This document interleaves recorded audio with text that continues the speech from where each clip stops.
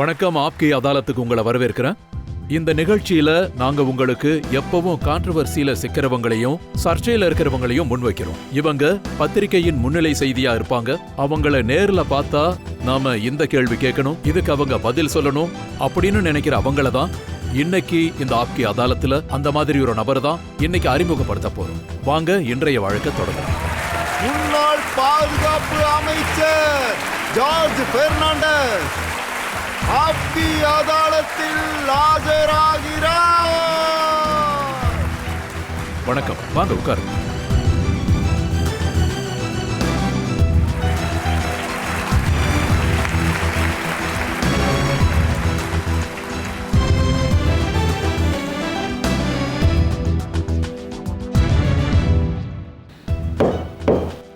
நீதிமன்றத்தின் வழக்கை ஆரம்பிக்கலாம். இன்று வழக்கு ஆரம்பிக்கலாம். ஆப்கி அதாலத்துல முதல் குற்றச்சாட்டு என்னன்னு பார்க்கலாம். ஆப்கி அதாலத்தில் ஜார்ஜ் பெர்னாண்டஸ் மீது உள்ள குற்றச்சாட்டு, இவர் இரட்டை குணம் கொண்டவர்.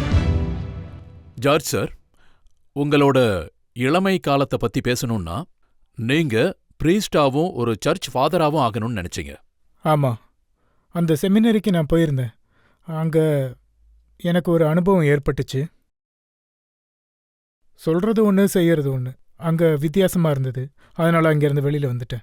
ஆனா சொல்லும் செயலும் வித்தியாசமாவும் ரொம்ப அதிகமாவும் இருக்கக்கூடிய இந்த அரசியலுக்கு எதுக்கு வந்தீங்க? அப்போ எனக்கு அதை பத்தி தெரியாது. எனக்கு அப்போ அவ்வளவு புரிதல் இல்லை. அரசியல்லேருந்து கொஞ்சம் தூரமா இருந்தேன். அப்போ எனக்கு 16-17 வயசு தான் இருக்கும். அந்த நேரத்துல நீங்க சொன்னீங்க ரிலீஜியனும் ஆர்கனைஸ் ரிலீஜியனும் ஒண்ணுதான்னு சொன்னீங்க. ஆமா, ஏன்னா மக்களுக்கு நம்மோட வாழ்க்கை முறையில் நாம் எப்படி வாழணும், எது பண்ணக்கூடாது, எது பாவம், எது புண்ணியம், இது மாதிரி எல்லாத்தையும் சொல்கிறவங்க சொல்லி கொடுக்கறவங்களே இதை கடைப்பிடிக்கிறது கிடையாது. 16 வயசுல உங்களுக்கு ஸ்பிளிட் பர்சனாலிட்டி இல்லைங்கிற புரிதல் ஏற்பட்டுருச்சு. ஆனா 74 வயசுல நீங்க சென்னைக்கு போய் சங்கராச்சாரியரை டிஃபெண்ட் பண்றீங்க.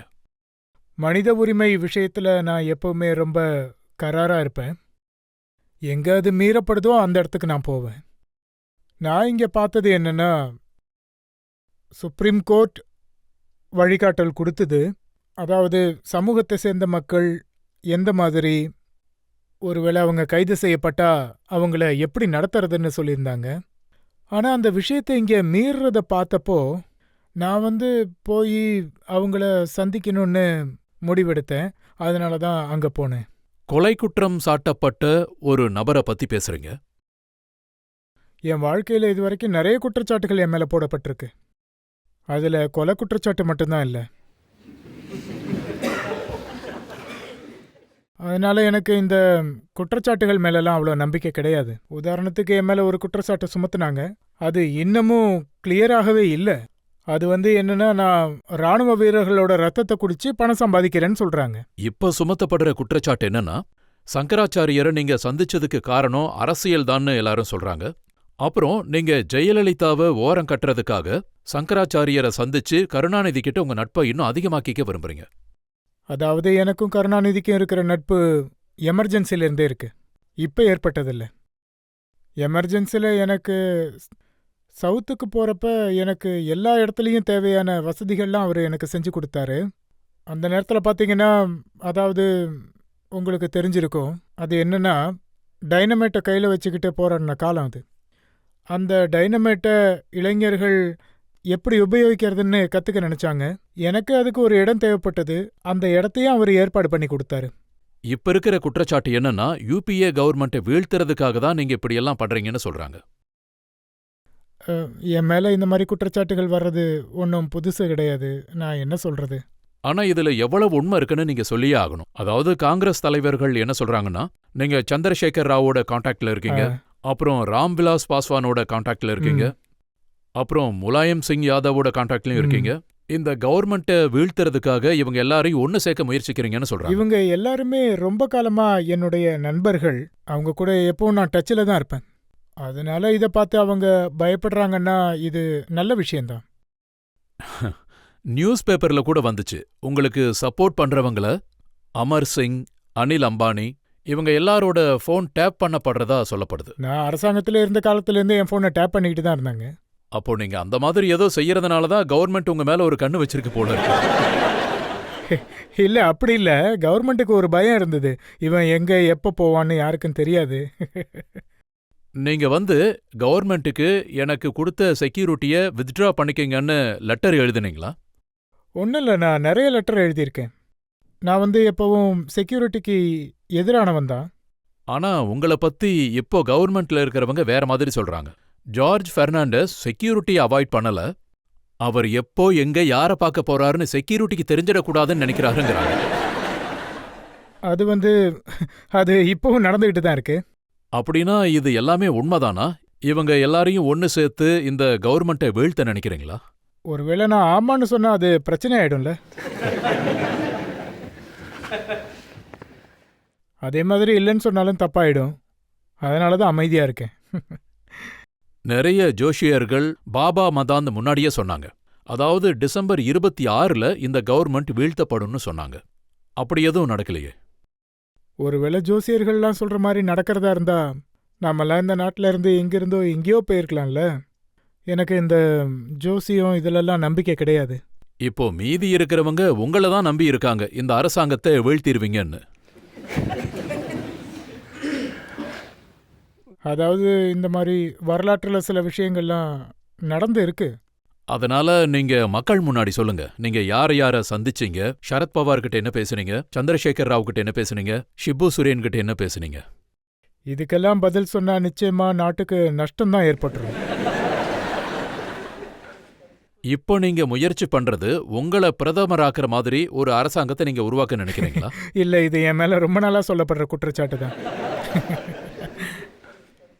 ஆனா என்ன யாரும் அப்படி ஆக்க மாட்டாங்க.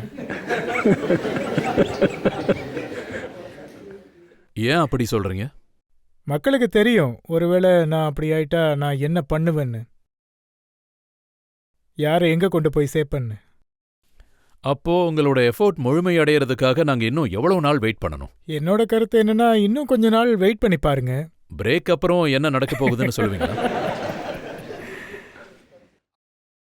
இப்போ நம்ம ஒரு பிரேக் எடுத்துக்கலாம். பிரேக் அப்புறம் ஜார்ஜ் பெர்னாண்டஸ் மீது மக்களுடைய குற்றச்சாட்டுகளும் கேள்விகளும் தொடரும்.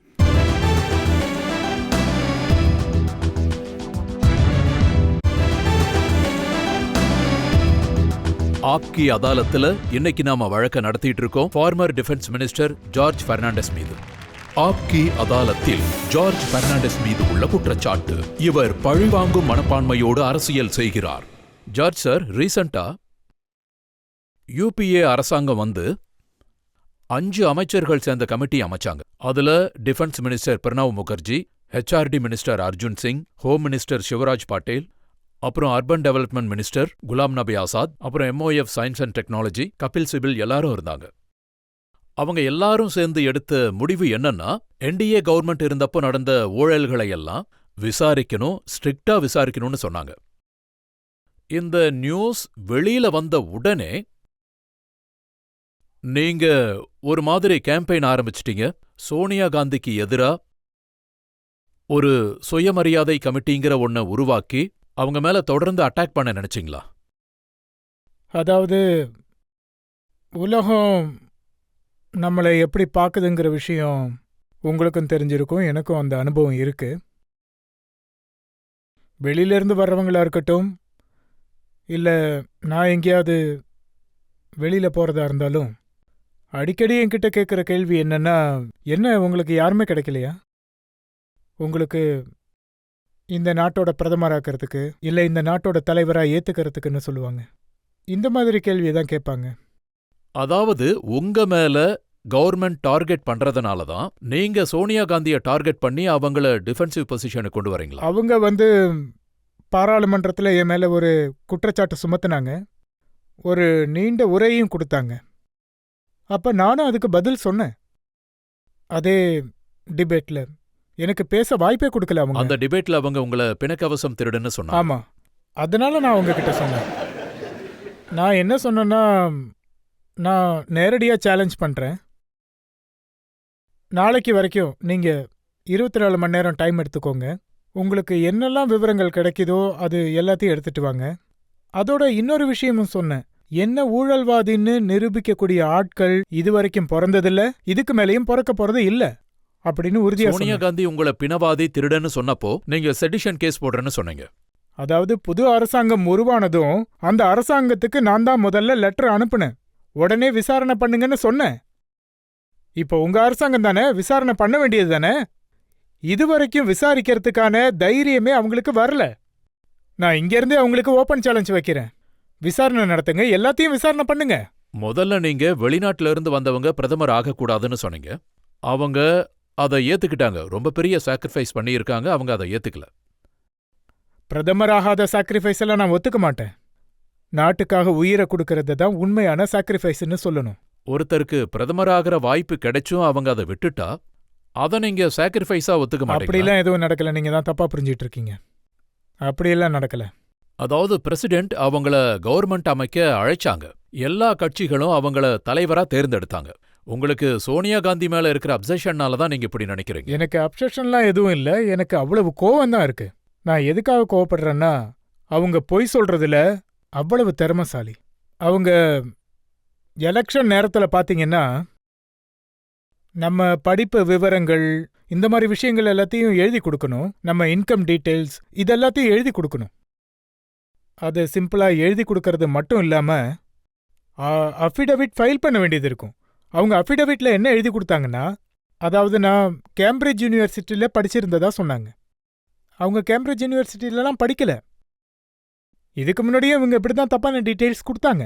அதை எடுத்து இது பொய்ன்னு சொன்னதும் என்ன சொல்லப்பட்டுச்சுன்னா, அதாவது டைப்பிங் எரர் ஆயிடுச்சு, அவங்க அந்த யூனிவர்சிட்டியில படிச்ச மாதிரி டைப்பிங் எரர் ஆயிடுச்சுன்னு சொன்னாங்க. அவங்களுக்கு சரியா பொய் சொல்லக்கூட தெரியல. அப்போ நீங்க மட்டும் என்ன செஞ்சீங்களா? ஓய்வு பெற்றவங்க எல்லாரும் ஒன்னு சேர்ந்து, அதாவது சந்திரசேகர், சுப்பிரமணிய சுவாமி, இவங்க எல்லாரையும் சோனியா காந்திக்கு எதிரா ஒரு டீமை உருவாக்குனீங்க. இல்ல, இது யாருக்கும் எதிரானது இல்ல. நாட்டோட சுயமரியாதைக்கு ஒரு இடத்துல காயம் ஏற்பட்டா அப்படி காயம் ஏற்பட நாங்க விட மாட்டோம். நீங்க 6 வருஷம் பதவியில இருந்தப்போ நாட்டின் சுயமரியாதைய பத்தி யோசிச்சிருக்கணும். அதுக்கு முன்னாடியே இந்த விஷயத்த பத்தி என்டிஏ கூட்டணியில நீங்களே சொல்லிட்டு இருந்தீங்க. ஒரு வெளிநாட்டு நபர் பிரதமர் ஆகக்கூடாது, குடியரசுத் தலைவர் ஆகக்கூடாதுன்னு. அப்படி ஒரு சட்டத்தை ஏன் பாஸ் இது பண்ணல? எங்க கவர்மெண்ட்ல பண்ண பெரிய தப்பு தான். அப்படி ஒரு சட்டம் பாஸ் ஆகியிருக்கணும். அது ஏன் அப்படி நடக்கலன்னு, அதுக்கு பின்னாடி இருந்த காரணம் என்னன்னு இப்போ இங்க என்னால சொல்ல முடியாது. மக்கள் உங்ககிட்ட நிறைய கேள்விகள் கேட்க விரும்புறாங்க. நீங்க கேளுங்க. ஜார்ஜ் சார், சில வருஷங்களுக்கு முன்னாடி நீங்க வந்து பாட்டில் சார பாம்பே எலெக்ஷன்ல தோக்கடிச்சிங்க. அப்போ நான் பாம்பேல தான் இருந்தேன். அந்த நேரத்துல மக்கள் உங்க மேல காட்டின ஆர்வத்தை பார்த்தேன். அங்க இருந்த டாக்ஸி டிரைவர்ஸ் பேரணி நடத்தினதையும் என் கண்ணால பார்த்தேன். அப்போ நீங்க ஃபயர் பிராண்ட் ட்ரேட் யூனியன் லீடரா இருந்தீங்க. ஆனா இப்ப மக்கள் என்ன நினைக்கிறாங்கன்னா, உங்களுக்குன்னு எந்த கட்சியும் இல்ல, உங்ககிட்ட எந்த தொகுதியும் இல்ல, எந்த ஒரு தெளிவான திட்டமும் இல்ல. நான் ஒரு கட்சியின் தலைவர், நாடாளுமன்ற உறுப்பினர், அப்புறம் ராத்திரியும் பகலும் மக்களோட இருக்கேன், மக்களுக்காக செயல்படுறேன். ஆனா செய்திகள் என்ன வருதுன்னா, நீங்க தலைவரா இருக்கிற கட்சியில உங்க பேச்சை யாரும் கேட்கறது இல்லைன்னு. இது வந்து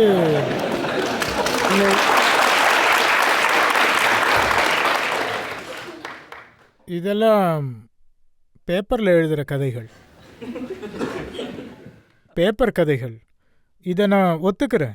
குடும்ப கட்சிகள் நடக்கிற இடத்துல நீங்க சொல்றதெல்லாம் நிச்சயமா நடக்கும்.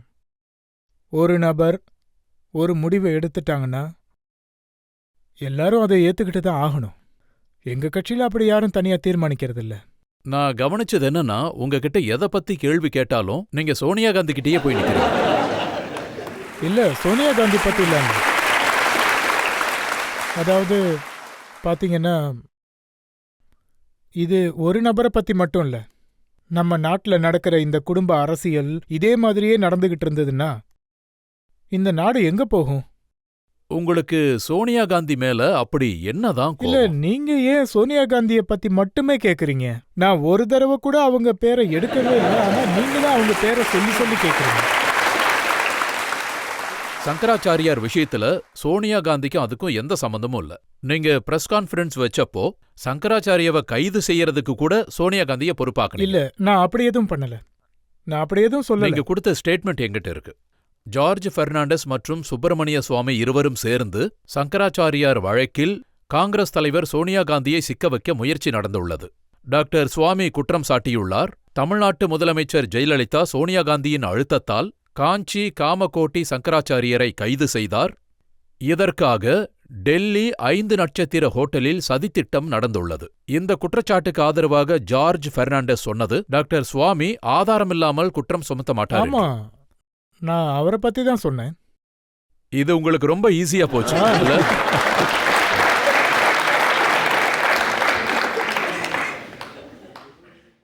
எனக்கு சுவாமிய பல வருஷங்களா தெரியும். எனக்கு சுவாமிய பத்தி ரொம்ப நல்லாவே தெரியும். அவன் ஒரு ஆளை பிடிக்கணும்னு நினைச்சா அவன் விடமாட்டான். அவன் ஒரு புல்டாக் மாதிரி, விடவே மாட்டான். அப்படின்னா உங்களை சுத்தி நிறைய புல்டாக்ஸ் சேர்த்து வச்சிருக்கீங்களா? சில நேரங்கள்ல அப்படி செஞ்சுதான் ஆகணும். இப்போ சோனியா காந்தி மேடம் பத்தி பேசிட்டு இருந்தோம். ஏன்னா இது ஒரு இந்துக்களோட நாடு, அவங்க இந்த நாட்டுல வாழ வந்தவங்க. அப்படி இருக்கும்போது இந்த நாட்டோட பிரதமராக ஏன் அவங்களுக்கு உரிமை கொடுக்க கூடாது? அதாவது அவங்கள ஒரு தடவை ஏத்துக்கிட்ட பிறகு அவங்க நம்ம நாட்டுல நம்ம குடும்பத்துல ஒரு உறுப்பினர் ஆயிட்டாங்க. மத்த எல்லாருக்கும் உரிமை இருக்க மாதிரி அவங்களுக்கும் உரிமை இருக்குல்ல. அவங்க பிரதமர் கூட ஆகலாம். இவ்வளோ பெரிய நாட்டுல ஒரு நபருக்கு கூட பிரதமர் ஆகிறதுக்கான தகுதியே இல்லைன்னா அப்போ இந்த நாட்டை யார் மதிப்பாங்க?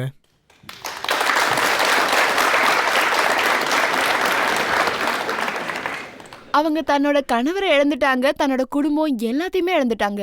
அதுக்கப்புறமும் ஏன் அவங்களுக்கு ஒரு வாய்ப்பு கொடுக்க கூடாது? அவங்க முன் என்ன செய்ய நினைக்கிறாங்களோ, அவங்க திறமைய காட்டணும்னு நினைக்கிறாங்களோ. நாட்டை ஆள்றதுங்கிறது ஒருத்தர் மேல காட்டுற இரக்கம் கிடையாது. நாட்டை ஆள்றதுக்கு ஒருத்தருக்கு சரியான தகுதி வேணும்.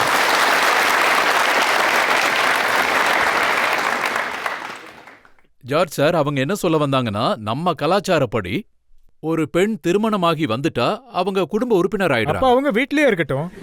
நாங்க ஒன்னும் வீட்டை விட்டு வெளியில போங்கன்னு சொல்லலையே.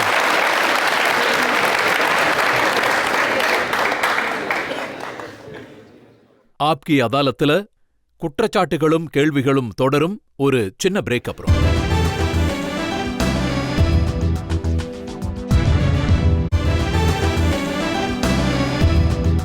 ஆப்கி அதாலத்துல இன்று குற்றச்சாட்டுகளுக்கும் கேள்விகளுக்கும் இடையில் உள்ளார் முன்னாள் பாதுகாப்பு அமைச்சர் ஜார்ஜ் பெர்னாண்டஸ்.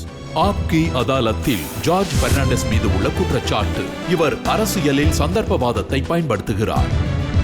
ஜார்ஜ் சார், உங்களுக்கு ஒரு பழைய விஷயத்தை ஞாபகப்படுத்துறேன். டாக்டர் ராம் மனோகர் லோகியா, அவரால தான் நீங்க அரசியலுக்குள்ள வந்தீங்க. அவர் உங்களுடைய அரசியல் குருவா இருந்தாரு. 1967 ஃபரூக் நகர் அரசியல் தேர்தல்ல அவரு ஜனசங்கத்தோட ஆதரவை ஏத்துக்கணும்னு சொன்னாரு. அந்த ஆதரவை ஏத்துக்கிறவருக்கு மூஞ்சில கரி பூசற மாதிரின்னு நீங்க அப்போ சொல்லியிருக்கீங்க. இது உண்மையா? ஆமா. அதுக்கப்புறம் டாக்டர் லோகியா சொன்னாரு, ஏற்கனவே ஒரு தடவை கரி பூசியாச்சு, இனி எதிர்க்கிறவங்களோட முகத்துல 3 தடவை கரி பூசுவோன்னு சொன்னாரு. அவர் அப்படி சொல்லல. எனக்கு என்ன தோணுதுன்னா, நீங்க 3 தடவை பிஜேபி உதவியால பல முறை மினிஸ்டர் ஆகி அவர் சொன்னதை நிஜமாக்கி காட்டியிருக்கீங்க. அவர் சொன்ன முழு வார்த்தையை நான் சொல்றேன். ஜார்ஜுக்கு கண்டிப்பா தெரிஞ்சிருக்கணும் இது என்னுடைய எழுத்துப்பூர்வ மொழின்னு. ஜார்ஜ் சொன்ன விஷயம், இந்த முன்மொழிய அடிப்படையா வச்சுக்கிட்டு முன்னேறவங்க அவங்க முகத்துல கரிய பூசிக்கிட்டு வருவாங்க. அது வரைக்கும் இந்த போராட்டத்தை தொடருவோம்னு சொன்னாரு. நான் ஜார்ஜ் பெர்னாண்டஸுக்கு சொல்ல வர்றது என்னன்னா, என்னோட முகத்துல கரிய பூசறதுக்கு முன்னாடி அவரோட முகம் 2 தடவை கரி பூசப்படும். இதுதான் டாக்டர் சார் அன்னைக்கு சொன்னார். அந்த நேரத்துல நான் இத கடுமையா கண்டிச்சேன். நீங்க எதிர்த்த அந்த நேரத்துல உங்களுக்கு அமைச்சராக வாய்ப்பு கிடைச்சப்போ 1977 அமைச்சரானீங்க. இல்ல, ஜன்சங்கோட உதவியால. இல்லவே இல்ல. 89 நீங்க அமைச்சரானப்போ அது பிஜேபியோட உதவியால. இதெல்லாம் முற்றிலும் போய். இப்ப என்டிஏ கவர்மெண்ட் பிஜேபியோட உதவியால தான் நடக்குது. இல்ல, என்டிஏ கவர்மெண்ட் என்டிஏவோடது. அது ஒருபோதும் பிஜேபியோடது ஆகாது. அது என்டிஏவோட கவர்மெண்ட். இந்த அரசுல பிஜேபியோட அஜெண்டா இல்ல. இதுல நாங்க எல்லாரும் காமனா சேர்ந்து முடிவெடுத்த விஷயங்கள் தான் இருக்கு. அதனால இது அரசியல் சந்தர்ப்பவாதம்னு சொல்ல மாட்டாங்களா? அதாவது வாழ்க்கை முழுக்க பிஜேபியோட ஐடியாலஜியை நீங்க எதிர்த்துட்டு வந்தீங்க, அதுக்கப்புறம் அவங்க கூட சேர்ந்தே நீங்க அரசு அமைச்சிருக்கீங்க. அரசு அமைஞ்சது எல்லாரும் ஒத்துக்கிட்டு தான் முடிவெடுத்து ஒரு காமனான அடிப்படையில அமைஞ்சது. இது உண்மையா? வாஜ்பாய் அரசு காலத்துல நீங்க அரசாங்கத்துக்காக சிக்கல் தீர்க்கும் நபராக வேலை பார்த்துட்டு இருந்தீங்க. ஒருவேளை தமிழ்நாட்டுல ஏதாவது பிரச்சனைனா ஜெயலலிதா கிட்ட பேச பெர்னாண்டஸ் அங்க போவாரு. ஒருவேளை வெஸ்ட் பெங்கால்ல பிரச்சனைனா மம்தா பானர்ஜி கிட்ட பேச பெர்னாண்டஸ் போவாரு. ஆமா. ஒருவேளை சொந்த கட்சியிலேயே ஏதாவது பிரச்சனைனாலும் அதை தீர்க்கறதுக்கும் பெர்னாண்டஸ் தான் போவாரு. ஆமா, பாத்தீங்கன்னா அதாவது மக்கள் நினைச்ச இந்த நபரான அவர் ஒரு குழுவுக்கு சேர்ந்த நபர் இல்லைன்னு, இந்த நபர் நேர்மையா எது உண்மையோ அது மட்டும்தான் பேசுவாருன்னு அப்படின்னு நினைச்சா அது நல்ல விஷயம் தானே. ஆனா குற்றச்சாட்டு என்னன்னா, அந்த நபர் தான் பவரை பயன்படுத்தி என்டிஏவை உடைக்க நினைச்சாரு. கருணாநிதி என்டிஏ கூட இருந்தப்போ அவரை நீங்க வெளியில அனுப்பிட்டீங்க. பிரகாஷ் சோட்டாலா என்டிஏல இருந்தாரு, அவருக்கும் தேங்க்ஸ் சொல்லி நீங்க அனுப்பிட்டீங்க. இல்ல, நான் எதுவும் அப்படி அனுப்பி வைக்கல. இல்ல, அதை பண்ணவங்க வேற ஆளுங்க. நீங்க தடுத்தீங்களா? நான் தடுக்க நிறைய முயற்சி பண்ணேன், முடிஞ்ச அளவுக்கு முயற்சி பண்ணேன். ஆனா என்னால காப்பாத்த முடியல. நீங்க கருணாநிதி என்டிஏலயே இருக்கணும்னு நினைச்சீங்களா? ஆமா, கண்டிப்பா, ஓம் பிரகாஷ் சோட்டாலா என்டிஏல இருக்கணும்னு நினைச்சீங்களா? நிச்சயமா. ராம்விலாஸ் பாஸ்வான் என்டிஏலயே இருக்கணும்னு நினைச்சீங்களா? போகக்கூடாது, வெளியில போகக்கூடாதுன்னு நினைச்சேன். பவரே இல்லாத ஒருத்தர் எப்படி கன்வீனர் ஆக முடியும்? கன்வீனியருக்கு என்ன பவர் இருக்கும்? கன்வீனியர்னா கன்வீனியர் தான். மீட்டிங் ஆர்கனைஸ் இப்ப நீங்க பண்றது. சொன்னீங்கல்ல, அதாவது அரசாங்கம் என்டிஏ அரசாங்கம், ஆமா அது பிஜேபியோட அரசாங்கம் இல்ல. ஆமா, ஆனா இதுல என்டிஏவோட கன்வீனியர் சொல்றது நடக்கலன்னா பிஜேபி அமைச்சர்கள் சொல்றது நடக்குமா? கன்வீனியருக்கு ரொம்ப சிம்பிளான வேலை. அதாவது பாருங்க, ஏதாவது பிரச்சனை இருந்தா அதுக்காக மீட்டிங் ஆர்கனைஸ் பண்றது, ஏதாவது முடிவெடுத்தாங்கன்னா அதை நடைமுறைப்படுத்துறது, இது மட்டும்தான் கன்வீனியரோட வேலை. அப்படின்னு இது யார் எடுத்த முடிவு? முடிவு ஒரு சில குழுக்களால் எடுக்கப்பட்டிருக்கு. அதை நான் இப்ப சொல்ல முடியாது. குறைஞ்சபட்சம் மக்களுக்காவது தெரியணும்ல. அதாவது அப்படி ஒரு முடிவு கன்வீனியர் எடுக்கலன்னா வேற யார் இந்த முடிவை பண்ணாங்க? அதாவது பாத்தீங்கன்னா, சூழ்நிலைகள் அப்படிப்பட்ட முடிவை எடுக்க வைக்கும். யாராவது வெளியில போகணுன்ற நிலைமை ஏற்பட்டா அப்படி ஒரு சூழ்நிலையை அது உருவாக்கும். நீங்க தேர்ட் ரோல உட்காந்துருக்கீங்களே, நீங்க கேளுங்க. ஜார்ஜ் சார், அதாவது என்னோட கேள்வி என்னன்னா, நீங்க பீகார்ல ராம்விலாஸ் பாஸ்வானோட ஆதரவை எதிர்பார்த்தப்போ அங்க இருந்த பலம் வாய்ந்த குழுக்கள், அதாவது மாஃபியான்னு சொல்லக்கூடிய, அதாவது ஒருத்தர் மிஞ்சக்கூடிய எம்எல்ஏக்கள், எம்பிக்கள் எல்லாருமே ராம்விலாஸ் பாஸ்வான் கட்சியில இருந்தாங்க. அப்படி இருக்கும்போது நீங்க அவங்க கூட சேர்ந்து அரசாங்கத்தை அமைச்சிங்கன்னா உங்களால உண்மையிலே ஒரு நல்ல நிர்வாகத்தை கொடுக்க முடியுமா? ஒரு நல்ல அரசாங்கத்தை கொடுக்க முடியுமா உங்களால? அவங்க கூட யாரெல்லாம் இருக்காங்கங்கிற எந்த விவரமும் எனக்கு தெரியாது. ஜார்ஜ் சார், அதாவது பாத்தீங்கன்னா எல்லாரும் பெரிய குற்றவாளிங்க. அதுல சில பேர் ஜெயில்ல இருக்காங்க. அவங்க மேல கிட்னாப் செய்யப்பட்டதா குற்றச்சாட்டு இருக்கு. எம்எல்ஏ முன்னா சுக்லா, ராஜன் திவாரி எம்எல்ஏ, சூரஜ் பான், இந்த மாதிரி ஆட்களோட சேர்ந்து அரசாங்கம் அமைக்க முடியுமா? அதை பத்தி ராம்விலாஸ் பாஸ்வான் கிட்ட பேசணும்.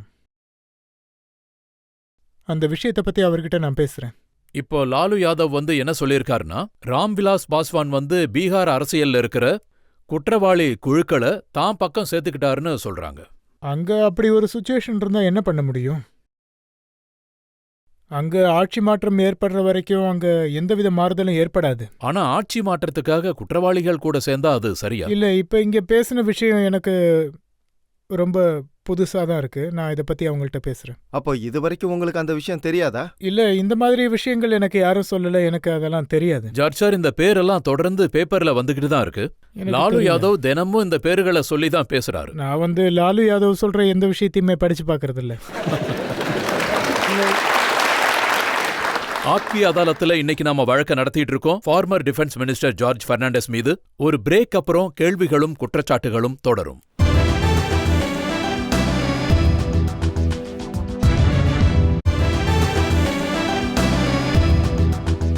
ஆப்கி அதாலத்துல இன்னைக்கு நம்ம கூட இருக்காரு former defence minister George Fernandes. ஆப்கி அதாலத்தில் ஜார்ஜ் பெர்னாண்டஸ் மீது உள்ள குற்றச்சாட்டு, அவர் தன்னுடைய கொள்கைகளை காம்ப்ரமைஸ் செய்தார்.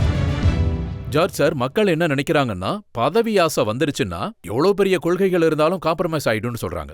30 வருஷமா நீங்க நியூக்ளியர் பாலிசியை எதிர்த்தீங்க. நாம நியூக்ளியர் பாம் தயாரிக்க கூடாதுன்னு சொன்னீங்க. ஆனா நீங்க பாதுகாப்பு அமைச்சரா இருந்தபோது இந்த நாட்டுல நியூக்ளியர் பாம் உருவாக்கப்பட்டுச்சு. நான் இன்னைக்கு நியூக்ளியர் பாமை எதிர்க்கிறவன் தான். எப்பவுமே நான் அதை எதிர்ப்பேன். இப்போ நான் அரசாங்கத்துல இல்லாததால கேம்பெயின் கூட நடத்துவேன். ஆனா நான் எவ்வளவு பெரிய கொள்கைகள் இருந்தாலும் காம்ப்ரமைஸ் இல்ல, ஆயிடும்னு சொல்றாங்க. அரசாங்கங்கிறது ஒரு நபர் கிடையாது. ஒரு நபர் இல்ல, அது ஒரு சமூகம். நம்ம அந்த அரசாங்கத்துல இருக்கும்போது நாட்டோட நிலைமைய பார்த்து அதுக்கு தகுந்த மாதிரி முடிவெடுக்க வேண்டியது இருக்கும். நான் அணுகுண்டுக்கு எதிரான எதிரியா இருந்தவன். நான் அதை தடை செய்ய முழுமையா நான் போராடி இருக்கேன். இந்திரா காந்தி செஞ்சப்போ நீங்க அதுக்கு எதிர்ப்பு தெரிவிச்சீங்க. ரொம்ப தீவிரமா எதிர்த்தேன். அடல் பிகாரி வாஜ்பாய்க்கு மட்டும் சப்போர்ட் இல்ல, பண்ணீங்க. அதுல நான் இன்வால்வா இருந்தேன். ஏன்னு உங்களுக்கு சொல்றேன். நான் டிஃபென்ஸ் மினிஸ்டர் ஆனதுக்கு அப்புறம் நாட்டோட நிலைமைய பத்தி நான் நிறைய விஷயங்கள் புரிஞ்சுக்க ஆரம்பிச்சேன். நிறைய தெரிஞ்சுது. அப்போ நான் அந்த செயல்பாட்டில் இருக்கிறவங்களோட துணையா இருந்தேன். ஆனா அதுக்கு முன்னாடி ஒரு சம்பவம் நடந்தது. அது என்னன்னா, அதாவது சிடிபிடி விஷயத்துல அமெரிக்கா நம்ம மேல ப்ரெஷர் கொடுத்துட்டு இருந்தாங்க. அமெரிக்கா என்ன சொன்னாங்கன்னா, பாம் எங்க கிட்ட தான் இருக்கணும், வேற யார்கிட்டயும் அது போகக்கூடாதுன்னு சொன்னாங்க. அதாவது அமெரிக்கா தன் கையில சூப்பர் பவர் இருக்கணும்னு நினைச்சாங்க. பாராளுமன்றத்துல இந்த விஷயம் சர்ச்சைக்குரியதா மாறுச்சு. அப்ப எனக்கு ரொம்ப கஷ்டமா இருந்தது இந்த விஷயத்த சொல்றதுக்கு. அதாவது நம்ம எல்லா விஷயத்தையுமே நம்ம கையில வச்சிருக்கணும். அதோட என்னோட கோட்பாடுகள் எல்லாத்தையும் நான் ஓரமா ஒதுக்கி வச்சுட்டேன். அதுக்கப்புறமா நான் சொன்னேன், அமெரிக்கா ஒரு விதமான ப்ரெஷரை நமக்கு கொடுக்கறாங்க, அதை அடைய விடக்கூடாது. ஆனா உங்க அரசாங்கத்துல தொடர்ந்து குற்றச்சாட்டு வந்தது என்னன்னா, குறிப்பா பாதுகாப்பு துறையில அமெரிக்காவுக்கு கீழ்ப்படிஞ்சுதான் முடிவெடுத்தீங்கங்கறாங்க. இல்ல, அந்த மாதிரி எந்த விஷயமும் நடக்கல. நான் நாட்டின் பாதுகாப்பு அமைச்சரா இருந்தப்போ அந்த நாட்கள்ல அமெரிக்காவோட அழுத்தத்தால நாங்க எந்த முடிவும் எடுக்கல. ஜார்ஜ் சார், நம்ம நாட்டோட பாதுகாப்பு அமைச்சர் அமெரிக்கா போனப்போ சோதனைங்கிற பேர்ல ஆடைகளை கழட்ட சொன்னா, இதை விட ஒரு அவமான நாட்டுக்கு என்ன இருக்க போகுது அதே சொல்லுங்க. மாதிரி ரஷ்யாவுடைய ஃபாரின் மினிஸ்டர் அமெரிக்காவுக்கு போனப்ப அவரையும் அப்படிதான் பண்ணாங்க. ரஷ்யாவுக்கு சுயமரியாதை இல்லாம இருக்கலாம், இல்ல, ஆனா அப்படி நமக்கு இல்ல. இருக்குல்ல. நமக்கு அப்படி எதுவும் நடக்கல. இல்ல, இதுல எந்த ஒரு சுயமரியாதையும் போகல. ஏன்னா, அதாவது பத்திரிகையாளர்கள் இருக்காங்கல்ல, அறகுறையான செய்திகளை தெரிஞ்சுக்கிட்டு பேசுற விஷயம்லாம் இருக்கே, அதுதான் திரும்ப திரும்ப நடந்துகிட்டே இருக்கும். அப்போ இப்படி நடந்தது உண்மை இல்ல, இல்லையா? நான் உங்களுக்கு என்ன நடந்ததுன்னு தெளிவா சொல்றேன். என்னை கூட்டிட்டு போறதுக்காக என் கூட சில அம்பாஸ்டர்ஸ் இருந்தாங்க. அம்பாஸ்டர் தவிர அங்க ஒரு 2 பேர் இருந்தாங்க. அதுக்கப்புறம் நாங்க அங்க போகாம அங்கிருந்து வெளியில தான் வந்துகிட்டு இருந்தோம். வெளியில வர்ற நேரத்துல அங்க 2 போலீஸ்காரங்க நீங்க இங்க நிக்கணும்னு சொன்னாங்க. நாங்க அங்கேயே நின்னுட்டோம். நம்ம அம்பாஸ்டர் வேற கத்திக்கிட்டே இருந்தாரு, இவர் எங்க பாதுகாப்பு அமைச்சர்னு. ஆனா அது அவங்க எதுவும் காதுல வாங்கிக்கவே இல்லை. அவங்க பேசுறத மட்டும்தான் பேசிக்கிட்டு இருந்தாங்க.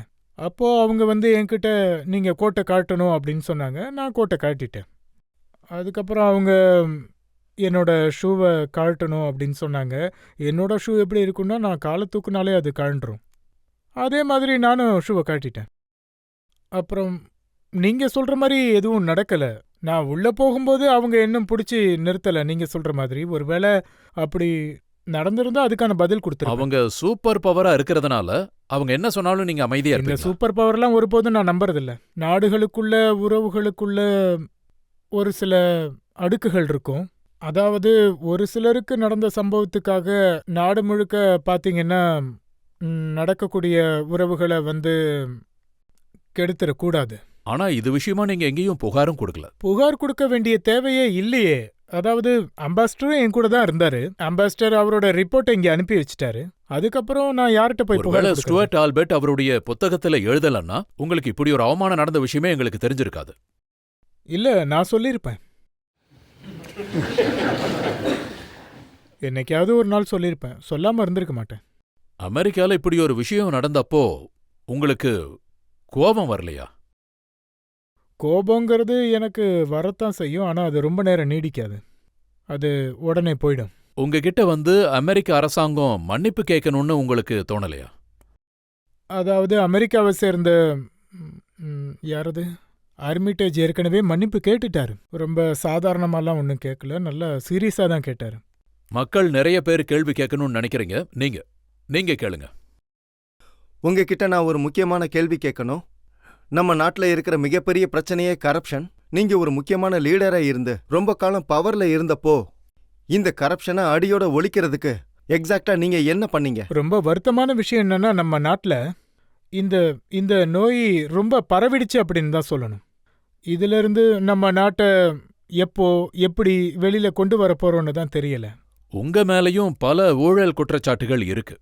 என் மேல எந்த ஊழல் குற்றச்சாட்டு இருக்கு? அப்படி என்ன குற்றச்சாட்டு இருக்குன்னு இத கொண்டு வந்து காட்டுங்க. அது இப்போ லேட்டஸ்டான குற்றச்சாட்டுகளை நான் சொல்றேன். லாலு யாதவ் சொல்லியிருக்காரு, இந்த டெல்கி ஊழல்ல ஏதோ ஒரு இடத்துல உங்களோட இன்வால்வ்மெண்ட் இருக்குன்னு சொல்லியிருக்காரு. சில போட்டோஸும் காட்டியிருக்காரு. டெல்கிக்கு சம்பந்தப்பட்ட குரூப்ல நீங்களும் இருக்கீங்கன்னு சொல்லியிருக்காரு. ஒருவேளை போட்டோ ஒரு எவிடன்ஸ் ஆகணும்னு நினைச்சா நான் இத லாலு கிட்டேயே கேட்குறேன். அதாவது நானும் லாலுவும் சேர்ந்து எடுத்துக்கிட்ட ஃபோட்டோஸ் நிறைய இருக்கு. ஃபோட்டோவை ஒரு ஆதாரமாக வச்சு டெல்கியை என் கணக்கில் போட்டா அப்போ அவர் செஞ்ச பாவம்லாம் என் கணக்கில் தானே வந்து சேரும்.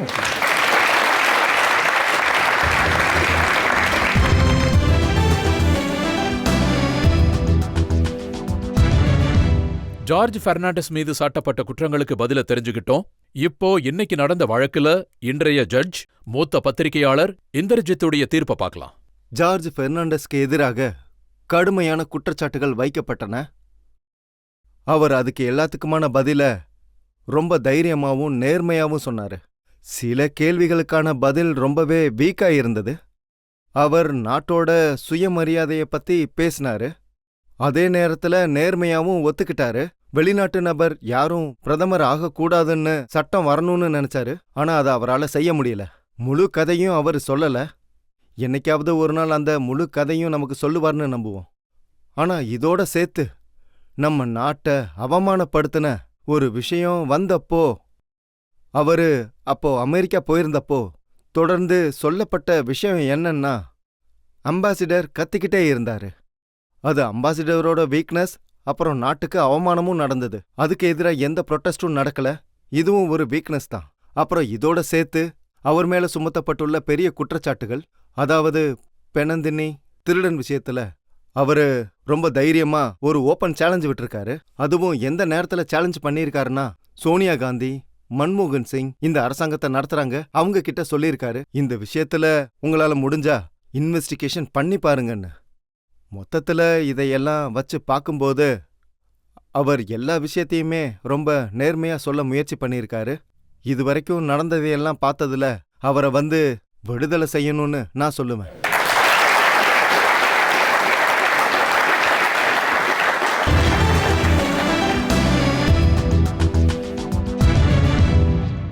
மக்களுடைய குற்றச்சாட்டுகளுக்கு ஜார்ஜ் பெர்னாண்டஸ் அவர்களின் விளக்கங்கள் என்னங்கிறத பார்த்தோம். ஜார்ஜ் பெர்னாண்டஸுடைய வார்த்தைகளை பீகார் மக்கள் எந்த அளவுக்கு நம்புறாங்கங்கிறத வரப்போற சட்டமன்ற தேர்தல்ல தீர்மானிக்கப்படும்னு நம்புறோம். நான் உங்களை அடுத்த வாரம் சந்திக்கிறேன். அதுவும் ஒரு புது விருந்தாளியோட, ஒரு புது வழக்கோட வர்றேன். அது வரைக்கும் நன்றி, வணக்கம்.